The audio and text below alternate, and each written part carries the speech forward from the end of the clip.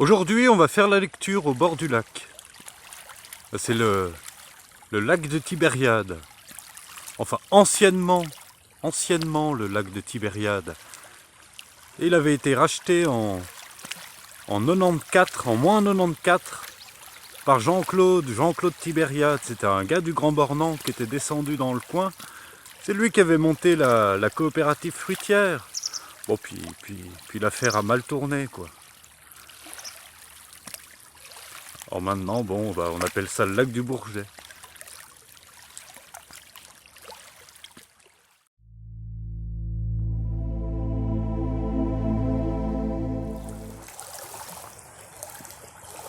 Nous avions laissé les apôtres, après qu'ils eurent été mis en prison par le Sanhédrin, libérés par un ange qui leur enjoignit de continuer de prêcher avec audace le nom de notre Seigneur Jésus-Christ.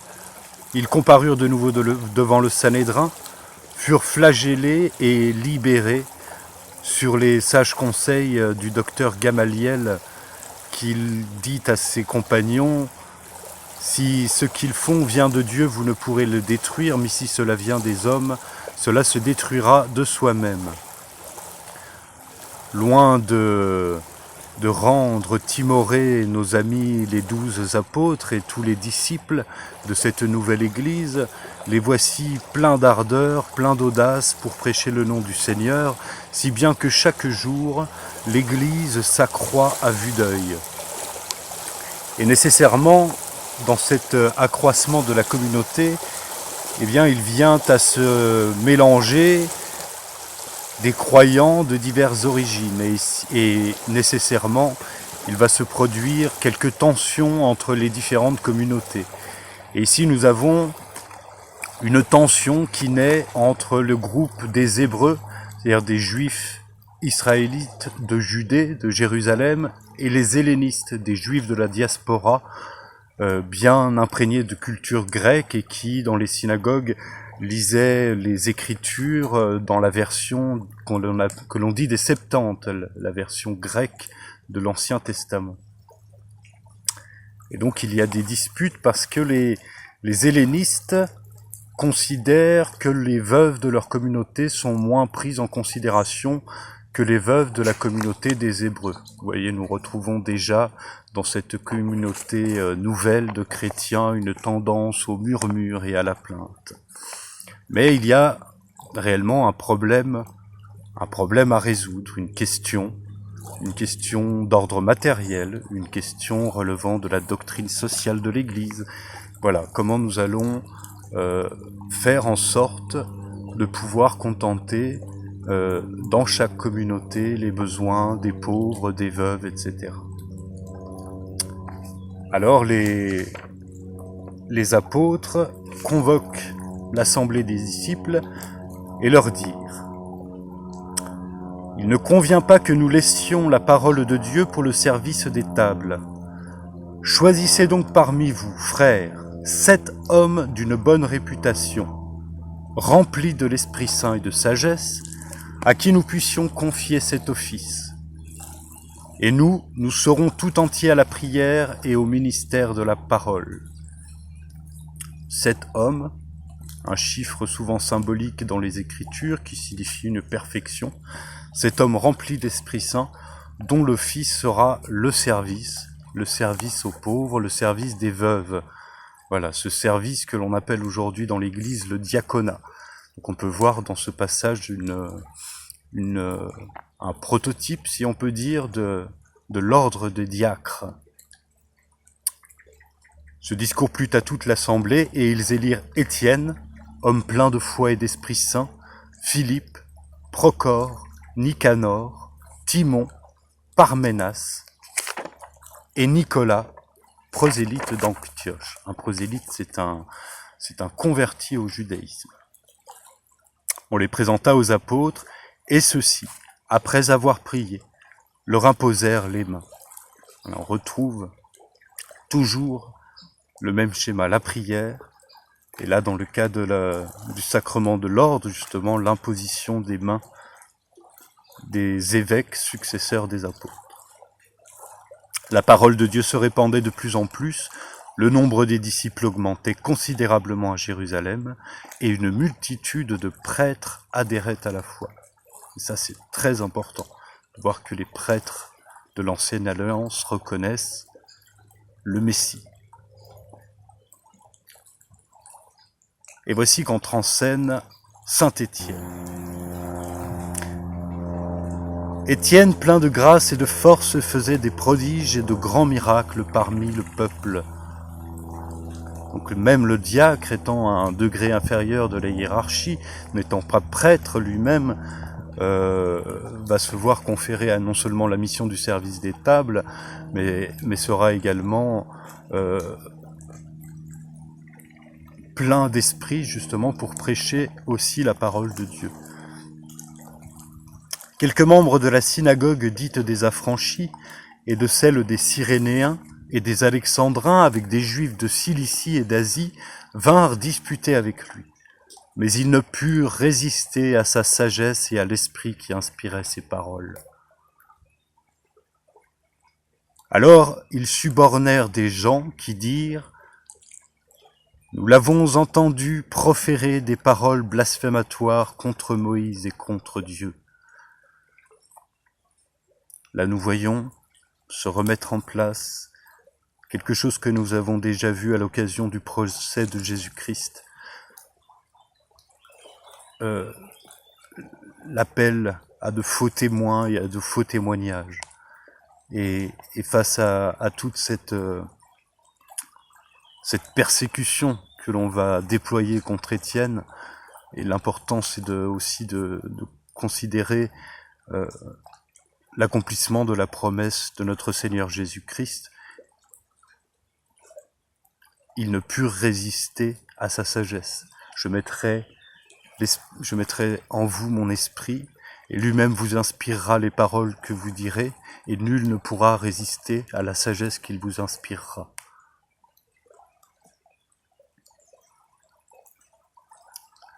Ils ameutèrent ainsi le peuple, les anciens et les scribes, et tous ensemble se jetant sur lui, ils le saisirent et l'entraînèrent au Sanhédrin. Et ils produisirent de faux témoins qui dirent « Cet homme ne cesse de proférer des paroles contre le lieu saint et contre la loi. Nous l'avons entendu dire que Jésus, ce Nazaréen, détruira ce lieu. » Et on retrouve cette accusation d'avoir dit détruire le temple. Il détruira ce lieu et changera les institutions que Moïse nous a données. Comme tous ceux qui siégeaient au conseil avaient les yeux fixés sur Étienne, son visage leur parut comme celui d'un ange.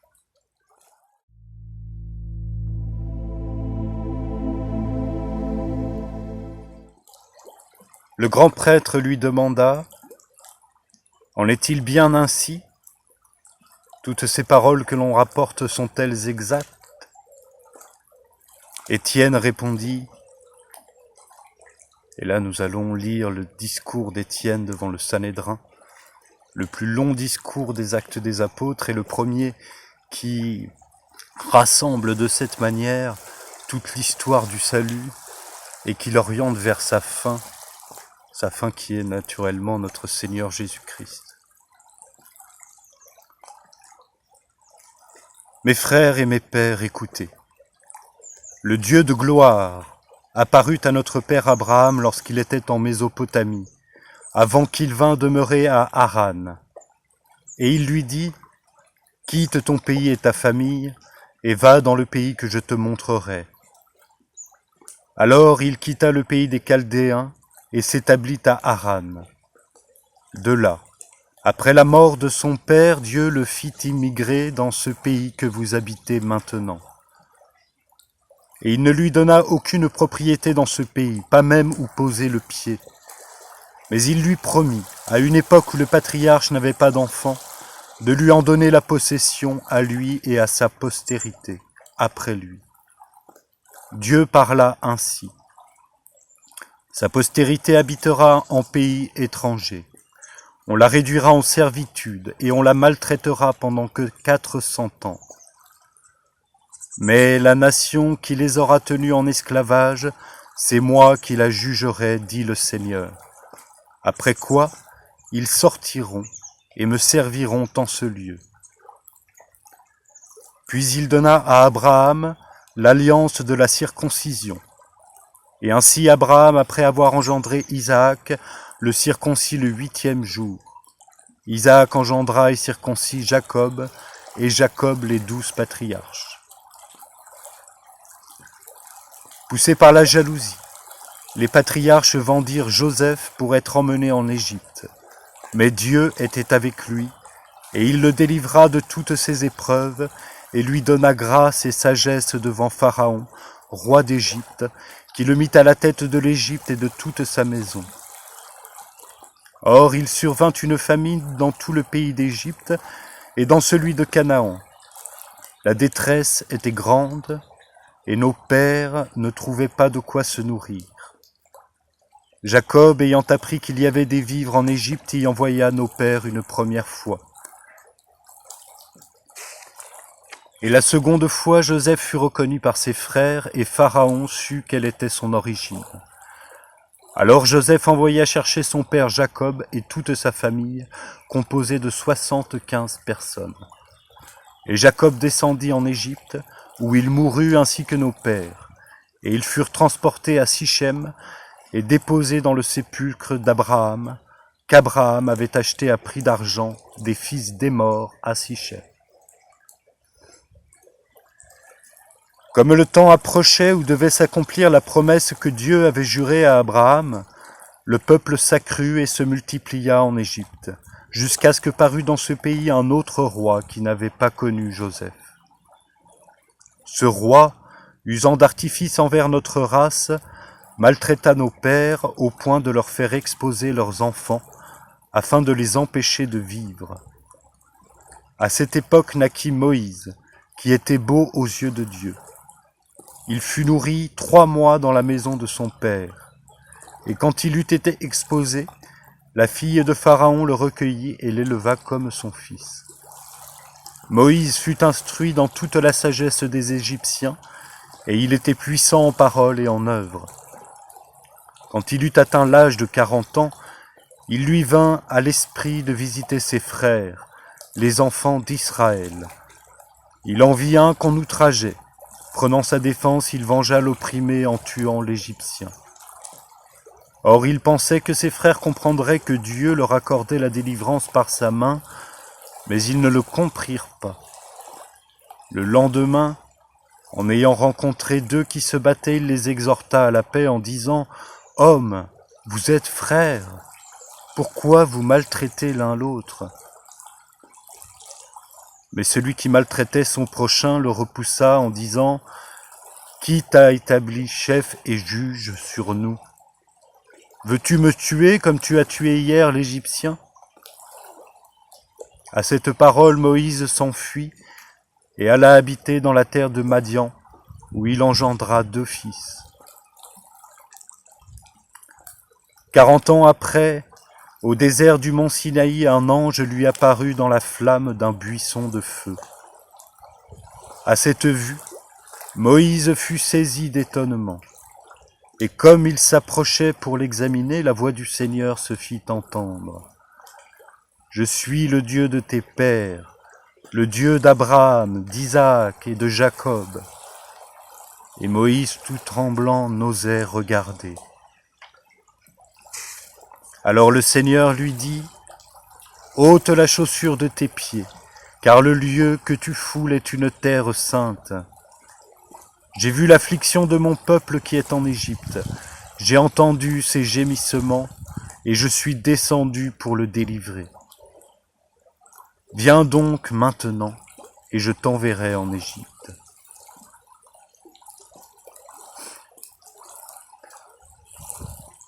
Ce Moïse qu'ils avaient renié en disant « Qui t'a établi chef et juge ?»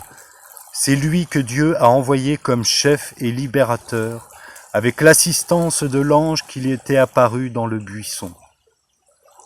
C'est lui qui les a fait sortir en opérant des prodiges et des miracles dans la terre d'Égypte, dans la mer Rouge et au désert pendant 40 ans. C'est ce Moïse qui dit aux enfants d'Israël, « Dieu vous suscitera d'entre vos frères un prophète comme moi. » C'est lui qui, au milieu de l'assemblée, au désert, conférant avec l'ange qui lui parlait sur le mont Sinaï, et avec nos pères, a reçu des oracles vivants pour nous les transmettre. Nos pères, loin de vouloir lui obéir, le repoussèrent, et retournant de cœur en Égypte, ils dirent à Aaron, « Fais-nous des dieux qui marchent devant nous, car ce Moïse qui nous a fait sortir du pays d'Égypte, nous ne savons ce qu'il est devenu. » Ils fabriquèrent alors un veau d'or, et ils offrirent un sacrifice à l'idole, et se réjouirent de l'œuvre de leurs mains. Mais Dieu se détourna et les livra au culte de l'armée du ciel, selon qu'il est écrit au livre des prophètes. « M'avez-vous offert des victimes et des sacrifices pendant 40 ans au désert, maison d'Israël ? Vous avez porté la tente de Moloch et l'astre de votre dieu Raïphan, ces images que vous avez faites pour les adorer. C'est pourquoi je vous transporterai au pays de Babylone. » Nos pères dans le désert avaient le tabernacle du témoignage, comme l'avait ordonné celui qui dit à Moïse de le construire selon le modèle qu'il avait vu. L'ayant reçu de Moïse, nos pères l'apportèrent sous la conduite de Josué, lorsqu'ils firent la conquête du pays sur les nations que Dieu chassa devant eux. Et il y subsista jusqu'au jour de David. Ce roi trouva grâce devant Dieu et demanda d'élever une demeure pour le Dieu de Jacob. Néanmoins ce fut Salomon qui bâtit un temple. Mais le Très-Haut n'habite pas dans les temples faits de main d'homme, selon la parole du prophète. Le ciel est mon trône, et la terre l'escabeau de mes pieds. Quelle demeure me bâtirez-vous, dit le Seigneur? Ou quel sera le lieu de mon repos? N'est-ce pas ma main qui a fait toutes choses? Homme à la tête dure, incirconcis de cœur et d'oreille, vous résistez toujours à l'Esprit Saint. Quel prophète vos pères n'ont-ils pas persécuté? Ils ont même tué ceux qui annonçaient d'avance la venue du juste. Et vous, aujourd'hui, vous l'avez trahi et mis à mort.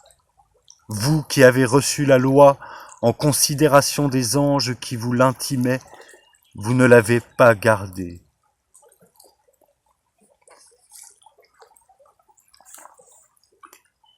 Saint Étienne conclut de façon un peu abrupte sa traversée de l'histoire du salut. Pour montrer ceci aux prêtres, aux gardiens du temple, c'est toute l'histoire du peuple d'Israël, toute l'histoire du peuple saint, que de sans cesse, encore et toujours, repousser Dieu en repoussant leurs envoyés.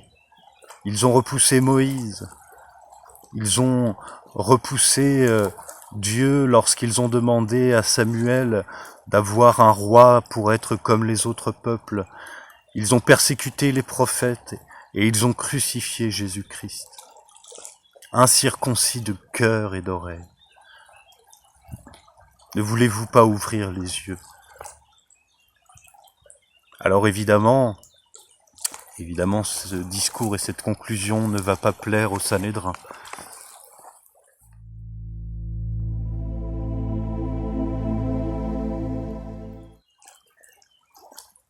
En entendant ces paroles, la rage déchirait leur cœur, et ils grinçaient des dents contre lui.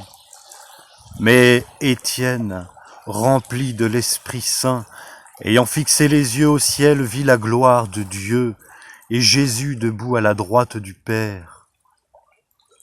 Et il dit, « Voici que je vois les cieux ouverts, et le Fils de l'homme debout à la droite de Dieu. » Les Juifs poussèrent alors de grands cris en se bouchant les oreilles et se jetèrent tous ensemble sur lui. Et l'ayant entraîné hors de la ville, ils le lapidèrent. les témoins déposèrent leurs vêtements aux pieds d'un jeune homme nommé Saul. Pendant qu'il le lapidait, Étienne priait, disant « Seigneur Jésus, recevez mon esprit. » Puis s'étant mis à genoux, il s'écria d'une voix forte « Seigneur, ne leur imputez pas ce péché. » À ces mots, il expira.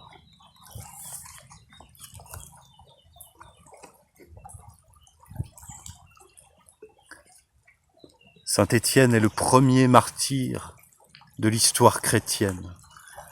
Et sa mort est parfaitement à l'image de la mort, de la passion de notre Seigneur Jésus-Christ. Père, entre tes mains je remets mon esprit.